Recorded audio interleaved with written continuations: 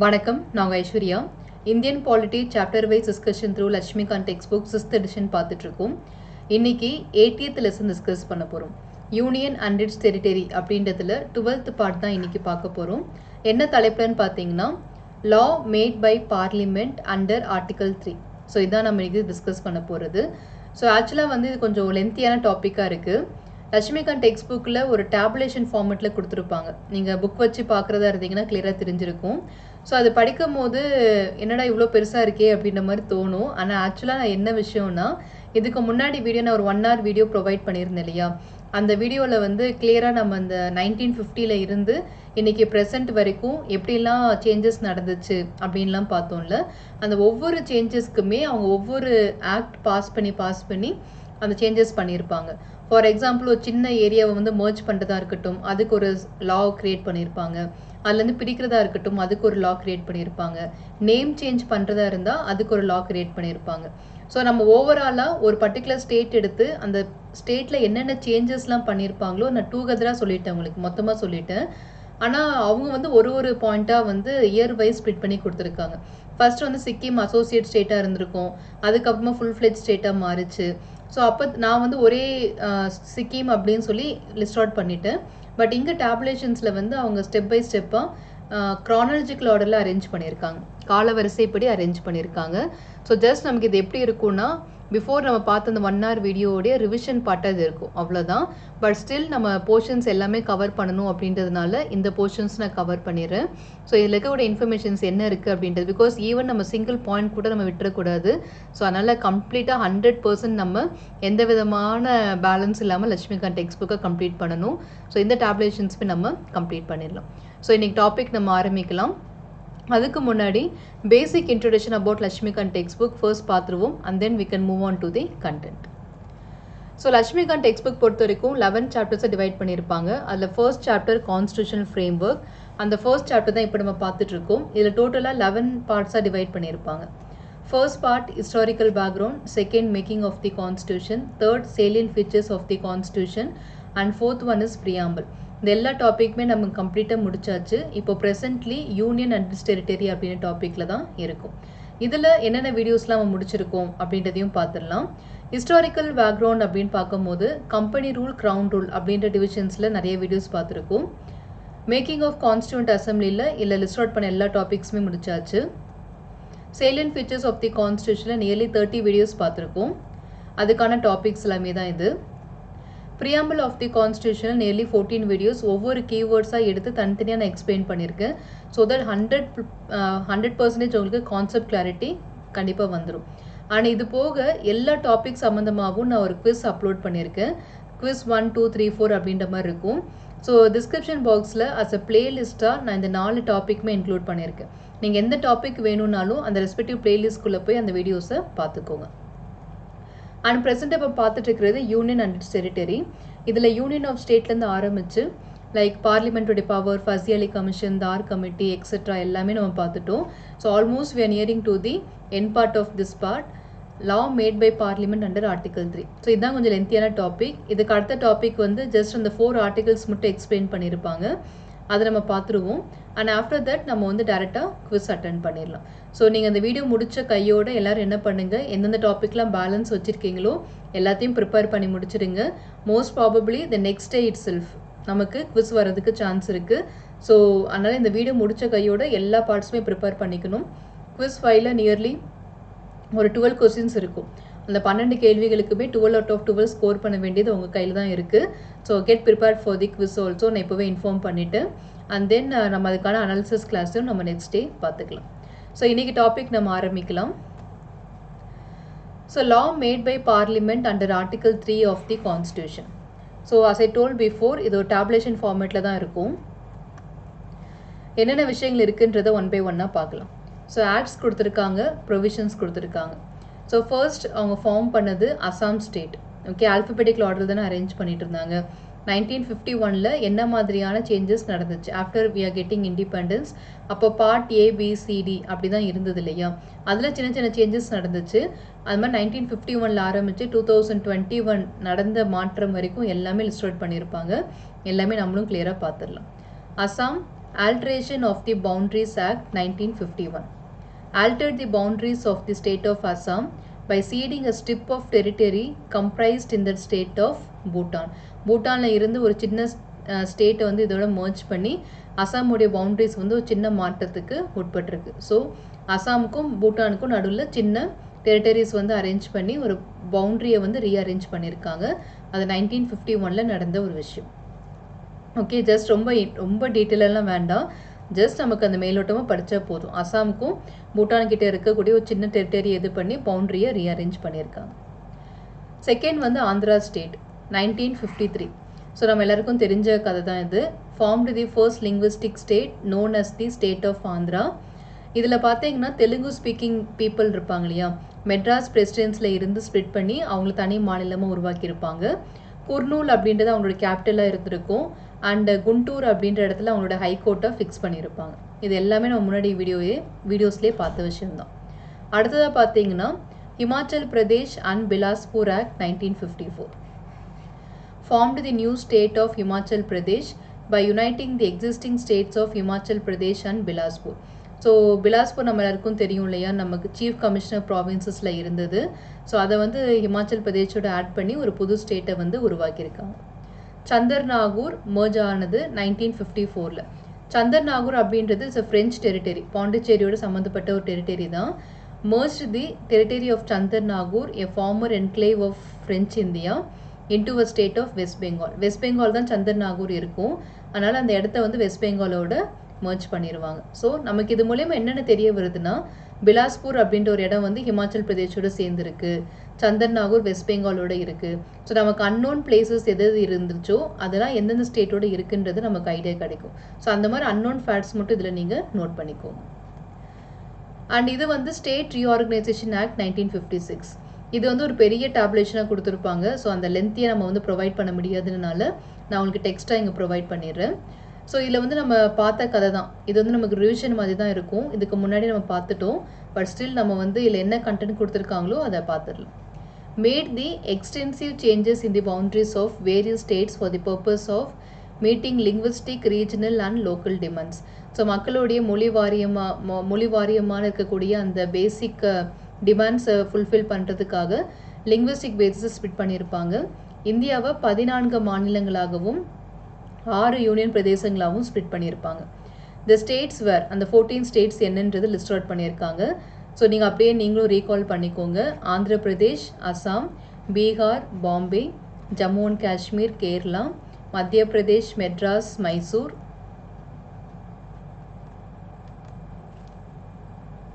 So ஆக்சுவலாக கொஞ்சம் slide ஏதோ சேஞ்ச் ஆயிடுச்சு.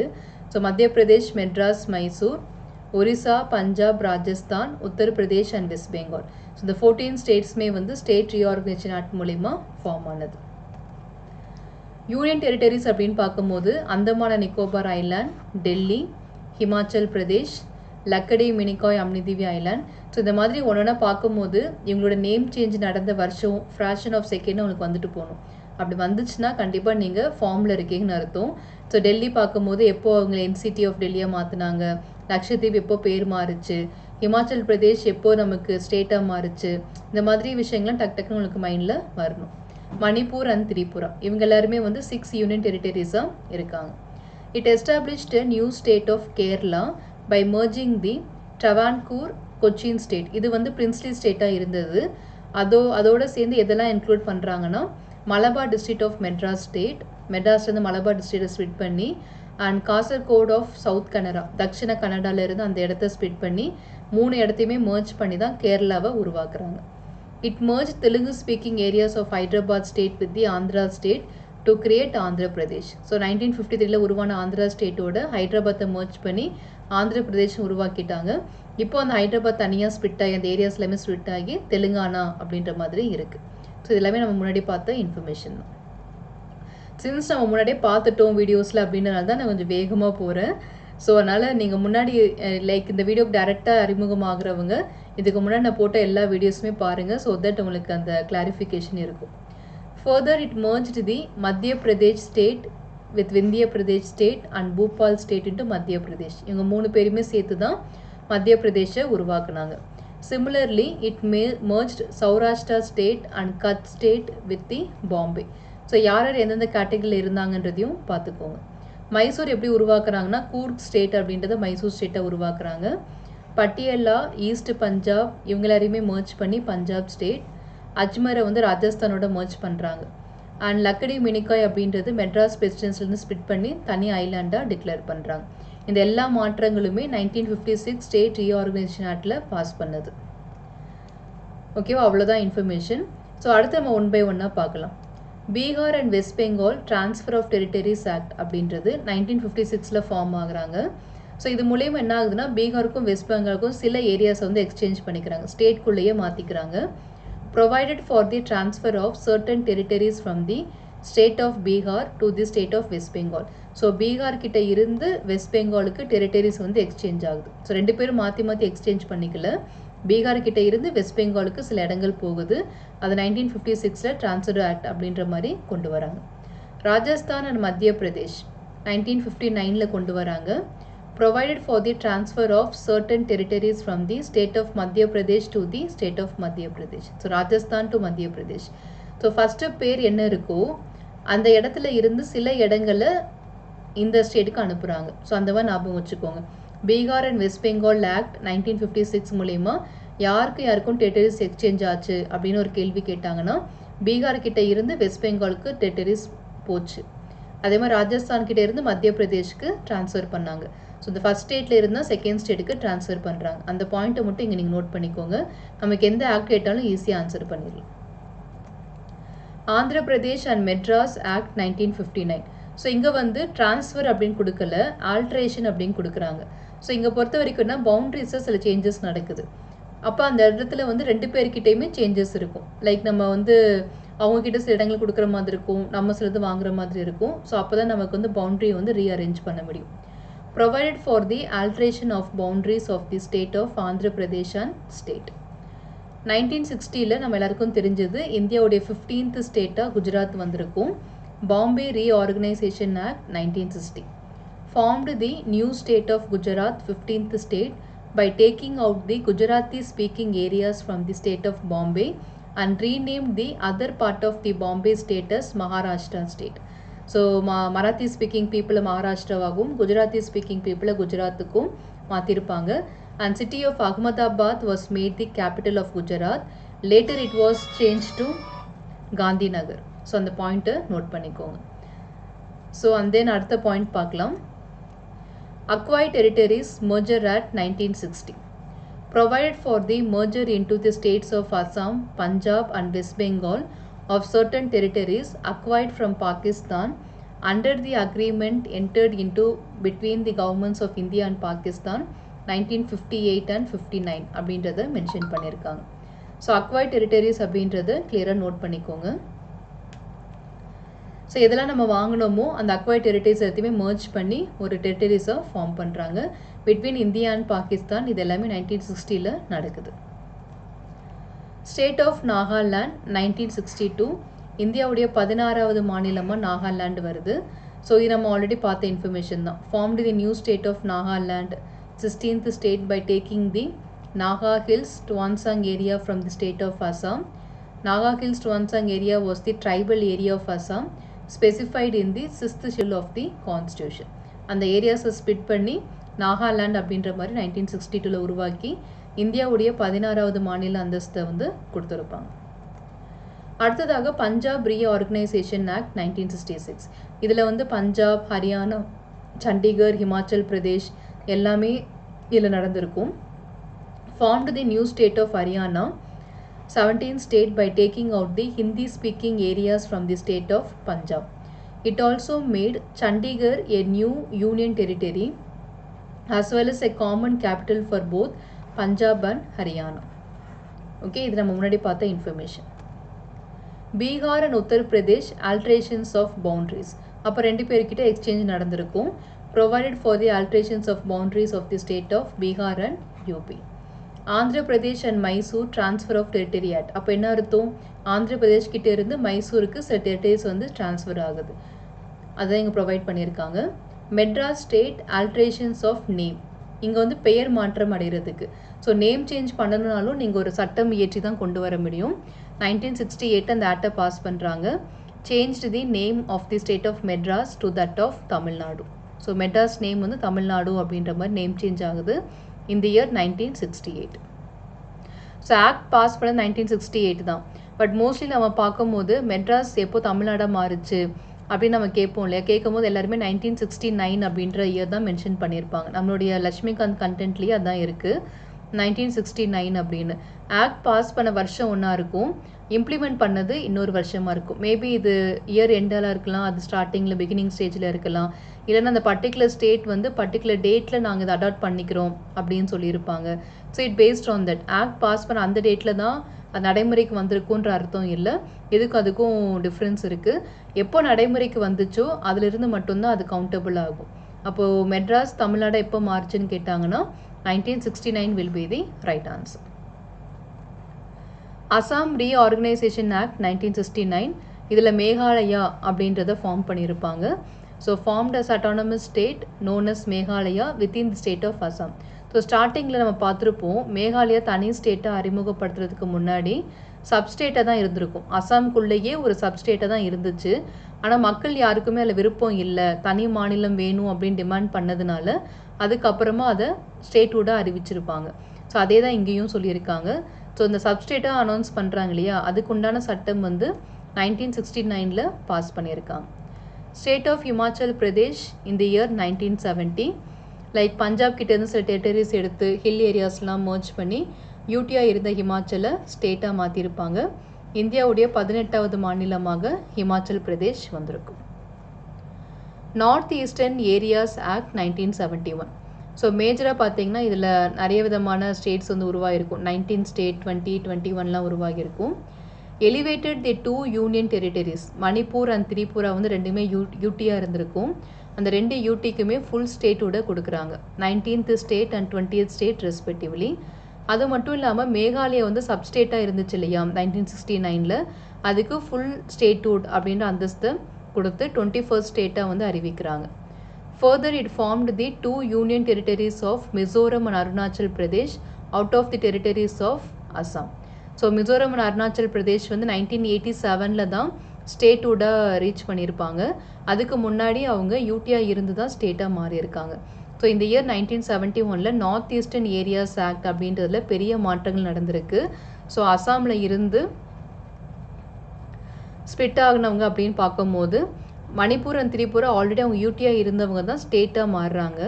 அசாம் கிட்ட சப்ஸ்டேட்டாக இருந்த மேகாலயா அப்படின்றவங்க ஃபுல் ஸ்டேட்டோட ரீச் பண்ணுறாங்க. அண்ட் அவங்ககிட்ட இருந்து 2 ஏரியாஸை ஸ்ப்ளிட் பண்ணி யூடியாக அறிவிக்கிறாங்க. அந்த 2 ஏரியா என்னென்னா மிசோரமும் அருணாச்சலும். லேட்டராக 1987 தான் அவங்களுக்கு ஃபுல் ஸ்டேட்டட் அப்படின்ற அந்தஸ்து வந்து கிடைக்கிது.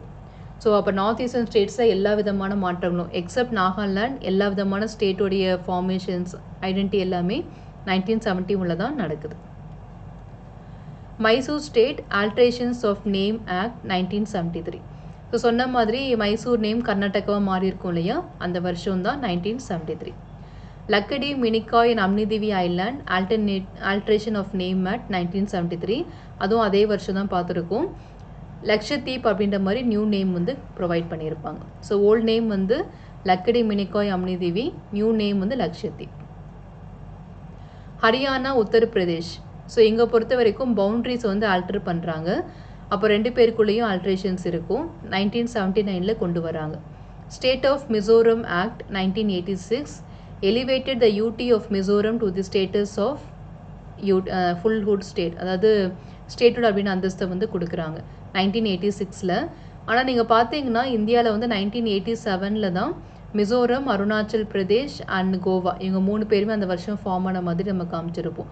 ஓகே, அந்த ஃபார்மேஷன் எஸ்டாப்ளிஷ்மெண்ட் டேட் வந்து டிஃபர் ஆகிருக்கும். State of Arunachal Pradesh act 1986 யூடியாக இருந்த அருணாச்சல ஸ்டேட்ஹுட் அந்தஸ்தை வந்து கொடுத்து 24வது மாநிலமாக அறிவிக்கிறாங்க. Goa, Daman and Diu reorganisation act of 1987. இவங்க 2 பேருமே யூடியாக தான் இருந்தாங்க. இப்போ என்ன ஆகுதுன்னா கோவாவை மட்டும் ஸ்டேட்ஹுட் கொடுக்க போகிறாங்க, மற்றவங்க எல்லாருமே யூடியாக கண்டினியூ ஆக போகிறாங்க. Formed the new state of Goa by separating the territory of Goa from UT of Goa, Daman and Diu. இவங்க 3 பேர் சேர்ந்து ஒரே யூடியாக இருந்திருப்பாங்க. கோவாவுக்கு மட்டும் தனியாக ஸ்டேட்டோட அந்தஸ்து வந்து கொடுத்துருக்காங்க. அண்ட் அதுக்கு அடுத்ததாக மத்திய பிரதேஷ் ரீஆர்கனைசேஷன் ஆக்ட் 2000. ஸோ எப்போயாவது ஒரு பர்டிகுலர் ஸ்டேட்டில் இருந்து ஒரு இடத்த ஸ்ப்ளிட் பண்ணி நீங்கள் பைஃப்ரிகேட் பண்ணி கொண்டு வர போகிறீங்க அப்படின்னா ரீஆர்கனைசேஷன் ஆக்ட் அப்படின்னு தான் சொல்லுவாங்க. அதுலேயும் அந்த ஃபுல் நேம் இருக்கு இல்லையா, அந்த நேம் தான் அதில் இருக்கும். ஃபார் எக்ஸாம்பிள் மத்திய பிரதேசம் சத்தீஸ்கரை ஃபார்ம் பண்ண போகிறாங்க. சத்தீஸ்கர் ரீஆர்கனைசேஷன் ஆக்ட்னு வராது. ஏன்னா நீங்கள் மத்திய பிரதேஷ் தான் ரீஆர்கனைஸ் பண்ண போகிறீங்க. அதனால் மத்திய பிரதேஷ் ரீஆர்கனைசேஷன் ஆக்ட் எந்த ஹோம் ஸ்டேட்லேருந்து ஸ்ப்ளிட் பண்ணுறாங்களோ அந்த ஹோம் ஸ்டேட்டோட பெயர் தான் சட்டத்துக்கு வச்சுருப்பாங்க. So Madhya Pradesh reorganisation act 2000. Sometimes இது ஒரு டைம் கேள்வியாக கேட்டிருந்தாங்க, தெலுங்கானா எந்த ஆக்ட் மூலிமா உருவாக்கப்பட்டுச்சு அப்படின்னு சொல்லிட்டு. Andhra Pradesh reorganisation act, Telangana reorganisation act, Andhra Pradesh and Telangana reorganisation act, இல்லை ஜஸ்ட் ஸ்டேட் ரீஆர்கனைசேஷன் ஆக்ட் அப்படின்ற மாதிரி 4 ஆப்ஷன்ஸ் வந்துச்சு. ஸோ நிறைய பேர் அதில் கன்ஃபியூஸ் ஆனாங்க. Andhra Pradesh will be the right answer. எந்த ஹோம் ஸ்டேட்லேருந்து ஸ்ப்ளிட் பண்ணுறாங்களோ அதுதான் அந்த கேள்விக்கு பதிலாக இருக்கும். So formed the new state of Chhattisgarh. இந்தியாவோட 26வது மாநிலமாக சத்தீஸ்கர் ஃபார்ம் ஆகுது out of the territories of Madhya Pradesh. 26 பார்த்தீங்கன்னா உத்தரப்பிரதேஷ் ரீஆர்கனைசேஷன் ஆக்ட் 2000. ஸோ இதுவும் அதே வருஷம் தான் கொண்டு வராங்க. உத்தரப்பிரதேஷ்லேருந்து உத்தரகாண்ட், அதாவது ஃபஸ்ட் அவங்க ஃபார்ம் பண்ணும்போது உத்தராஞ்சல் அப்படின்னு தான் ஃபார்ம் பண்ணுறாங்க. லேட்டராக தான் அதுக்கு உத்தரகாண்ட் அப்படின்ற நேம் சேஞ்ச் வந்திருக்கும். அது பின்னாடி நமக்கு ஆக்டாக வரும், பார்த்துக்கலாம். Created the new state of Uttaranchal by carving out of its territory from the territories of UP. Bihar reorganisation act 2000 established a new state of Jharkhand by separating its territory from the territories of the state of Bihar. And இப்போ பார்த்தீங்கன்னா இந்த உத்தராஞ்சல் அப்படின்றத name change பண்ண போகிறாங்க இந்த year of 2006. So Uttaranchal alterations of name act 2006. So எது ஒரிஜினலாக இருக்கோ அந்த நேம் தான் ஆக்டுக்கு வைப்பாங்க. ஸோ உத்தராஞ்சல் இருந்து உத்தரகாண்டா இப்போ மாறப்போகுது. So Uttaranchal into the state of Uttarakhand. Pondicherry name change act அதே வருஷம் 2006 கொண்டு வந்திருப்பாங்க. Renamed the union territory of Pondicherry as the union territory of Puducherry. ஓகேவா? ஸோ பாண்டிச்சேரி அப்படின்றது புதுச்சேரியாக இப்போ மாறுது. ஒரிசா அப்படின்றது நேம் சேஞ்ச் ஆக போகுது 2011 change to Odisha. New name என்னென்னா ஒடிசா. இது எல்லாமே நம்ம முன்னாடியே சேஞ்ச் ஆஃப் நேம் ஆக்ட் அதில் பார்த்துருக்கோம். இது வந்து ஜஸ்ட் அந்த ஆக்டோட வருஷங்கள் எல்லாமே மென்ஷன் பண்ணியிருக்காங்க. Andhra Pradesh reorganisation act 2014. So சொன்னேன் இல்லையா, தெலுங்கானா ஃபார்ம் பண்ணியிருப்பாங்க. இந்தியாவோட 29வது மாநிலமாக ஃபார்ம் பண்ணது. ஸோ அதை இங்கே மென்ஷன் பண்ணியிருப்பாங்க. Forming the new state of Telangana 29th state by carving out of its territory from the territories of Andhra Pradesh. Jammu and Kashmir reorganisation act 2019. So இதிலிருந்து நமக்கு பைஃபுரிகேட் பண்ணி 2 யூடியாக வந்து ஸ்ப்ளிட் பண்ணியிருப்பாங்க. bifurcated the erstwhile state of Jammu and Kashmir into 2 separate union territories, namely UT of Jammu and Kashmir and Union Territory of Ladakh. So 2 யூடியாக வந்து அறிவிச்சிருப்பாங்க. So ஆக்சுவலாக இவ்வளோ தான் வந்து கண்டென்ட். ஆனால் இதில் இப்போ நமக்கு அடிஷ்னலாக ஒரு டேப்லேஷன் ஆட் ஆகணும். அது மேபி நம்மளுடைய அடுத்த எடிஷனில் வந்து ஆட் பண்ணுவாங்க. 33 அப்படின்னு போட்டுட்டு டாமன் டையூ, தாதர் நார் ஹவாலி யூனிஃபிகேஷன். இது வரைக்கும் நமக்கு எதுவுமே யூனிஃபைட் ஆனதே இல்லை. எல்லாமே நேம் சேஞ்சாக இருக்குது, பைஃப்ரிகேட்டாக இருக்குது, பவுண்ட்ரிஸ் ஆல்டராக இருக்குது. யூனிஃபிகேஷன் அப்படின்ற ஒரு விஷயம் இது வரைக்கும் நம்மளுடைய ஆக்ட்லேயே நம்ம பார்க்கல. ஃபர்ஸ்ட் டைம் அந்த யூனிஃபிகேஷன் ஆக்ட் வந்து கொண்டு வந்திருப்பாங்க. 2019 அப்படின்றதான் அதில் இருக்கும். ஓகேவா? ஆக்ட் வந்து பாஸ் பண்ணது 2019. ஆனால் நடைமுறைக்கு வந்தது 2020 நடைமுறைக்கு வந்து Jan 26, 2020 தான் அந்த யூனிஃபிகேஷனை நடைமுறைப்படுத்தியிருப்பாங்க. ஆனால் ஆக்ட் இன்ட்ரடியூஸ் பண்ணி சாங்ஷன் ஆனது டிசம்பர் மந்த் 2019 வந்திருக்கும். So unification of 2 union territory, Daman Diu and Dadra Nagar Haveli, இந்த ரெண்டுமே இப்போ ஒரு யூடியாக மாறிடுச்சு. அது மேபி நம்மளோட லட்சுமிகாந்தோடைய அடுத்த எடிஷனில் கண்டிப்பாக அந்த டேப்லேஷனில் ஆட் பண்ணியிருப்பாங்க. ஸோ லட்சுமிகாந்த் டெக்ஸ்ட் புக் வந்து மோர்லெஸ் 95% வந்து கண்டென்ட் சேமாக தான் இருக்கும். எடிஷன் டு எடிஷன் சேமாக தான் இருக்கும். நியூவாக ஃபார்ம் பண்ணக்கூடிய விஷயங்கள், சேஞ்சஸ் நடக்கக்கூடியது, அமெண்ட்மெண்ட், இந்த மாதிரியான இன்சர்ட் பண்ணக்கூடிய புதிய ஆர்டிகல்ஸ், இது மட்டும்தான் அப்டேட் பண்ணுவாங்க. அந்த அப்டேட்ஸ் எல்லாமே நம்ம ஒன்ஸ் டெக்ஸ்ட் புக் ஃபுல்லாக முடிச்சதுக்கு அப்புறமா கூட எப்போல்லாம் அப்டேட் நடக்குதோ அப்போல்லாம் அந்த பர்டிகுலர் சாப்டரில் நம்ம வந்து இன்க்ளூட் பண்ணிக்கலாம். ஏன்னா நம்ம எல்லாமே அஸ் அ பிளேலிஸ்ட்டாக தான் நான் வந்து கிரியேட் பண்ணிகிட்ருக்கேன். ஒவ்வொரு சாப்டராக பார்க்குறதுனால எந்த சாப்டரில் நியூ பாயிண்ட் இன்க்ளூட் பண்ணுறாங்களோ அந்த எடிஷன் போட்டு நம்ம அந்த பாயிண்ட்டை நம்ம இன்க்ளூட் பண்ணிக்கலாம். ஸோ அதனால் எந்த விதமான ப்ராப்ளம் வராது. ஸோ இது நீங்கள் ஸ்டாண்டர்டாக எப்போவுமே நீங்கள் ஃபாலோ பண்ணிக்கலாம். அடிஷ்னல் நோட்ஸ் எல்லாமே ஃப்யூச்சரில் வந்து நம்ம ஆட் பண்ணிப்போம். ஸோ நம்ம டோட்டலாக 33 நோட்ஸுமே கிளியராக முடிச்சாச்சு. ஸோ இதில் மூலியமாக உங்களுக்கு என்ன ஒரு கிளாரிஃபிகேஷன் வந்திருக்குன்னா, லைக் இந்த சின்ன சின்ன டெரிட்டரிஸ்லாம் யார் கூட மர்ஜ் பண்ணாங்க, அண்ட் யாரோட பெயரில் அந்த ஆக்ட் வந்து ஃபார்ம் ஆகும், ஆக்டோட வருஷத்துக்கும் எஸ்டாப்ளிஷ் பண்ணதுக்கும் டிஃப்ரென்ஸ் இருக்குது, சிலதுக்கு மட்டும் தான் டிஃப்ரென்ஸ் ஆயிருக்கு, அந்த டிஃப்ரென்ஸ் இருக்கக்கூடிய ஆக்ட்லாம் என்னது, இந்த மாதிரியான பாயிண்ட்ஸ் மட்டும் இதில் நோட் பண்ணிக்கோங்க. மற்றது எல்லாமே நம்ம ஆல்ரெடி பார்த்த கண்டென்ட் தான். ஸோ இந்த வீடியோ சம்மந்தமாக சந்தேகம் இருந்துச்சுன்னா கமெண்ட்டில் தெரிவிங்க, நிச்சயமாக நான் கிளாரிஃபை பண்ணுறேன். நம்மளுடைய அடுத்த டாபிக் என்னென்னா articles related to union territory. இது வந்து ஜஸ்ட் நம்மளுடைய ஆர்டிக்கல் 1லேருந்து 4 வரைக்கும் இருக்கு இல்லையா, ஒரு டேப்லேஷன் மாதிரி கொடுத்துருப்பாங்க. அதை நான் இது கூட ஆட் பண்ணி சொல்லியிருக்கலாம், பட் நம்ம டாபிக் மிஸ் ஆகும். அதனால தான் தனித்தனி டாப்பிக்கை நான் ப்ரொவைட் பண்ணுறேன். ஸோ அதனால் இது ஒரு சின்ன வீடியோ தான், ஒரு 5 மினிட்ஸ் வீடியோ தான் இருக்கும். அதை நான் ஃபஸ்ட்டு தனியாக கொடுத்துட்றேன். ஸோ இதுக்கப்புறமா நமக்கு நெக்ஸ்ட் டே இந்த எப்போ பப்ளிஷ் ஆகுதோ இந்த வீடியோ, இதுக்கு அடுத்த நாள் நமக்கு குவிஸ் இருக்கும். So get prepared for the quiz. இல்லை நம்ம லிஸ்ட் அவுட்டில் பண்ண 12 வீடியோஸ் வரைக்கும் பார்த்துருக்கோம். ஸோ டோட்டலாக 13 வீடியோஸ் நான் ஸ்பிட் பண்ணியிருக்கேன். இந்த 13 வீடியோஸோட கண்டென்ட் கிளியராக பாருங்கள். டோட்டலாக 12 கொஸ்டின்ஸ் தான். பட் 12 கொஸ்டின்ஸுமே கொஞ்சம் யூபிஎஸ்சி ஸ்டாண்டர்டில் இருக்கும். நீங்கள் 12 out of 12 ஸ்கோர் பண்ணிட்டீங்கன்னா இந்த சாப்டர் கம்ப்ளீட்டாக முடிச்சிட்டிங்கன்னு அர்த்தம். ஸோ அதனால் குவிஸ் அட்டென்ட் பண்ணுங்கள். அண்ட் அந்த குவிஸ் சம்மந்தமான ஒரு டீட்டெயில்டு அனாலிசிஸ் நான் வந்து அதுக்கு நெக்ஸ்ட் டேவே நான் ப்ரொவைட் பண்ணிடுறேன். உங்களுடைய லட்சியங்கள் வெற்றியடைய வாழ்த்துக்கள். படிப்போம், பகிர்வோம், வெற்றியடைவோம். Let's crack it. நன்றி.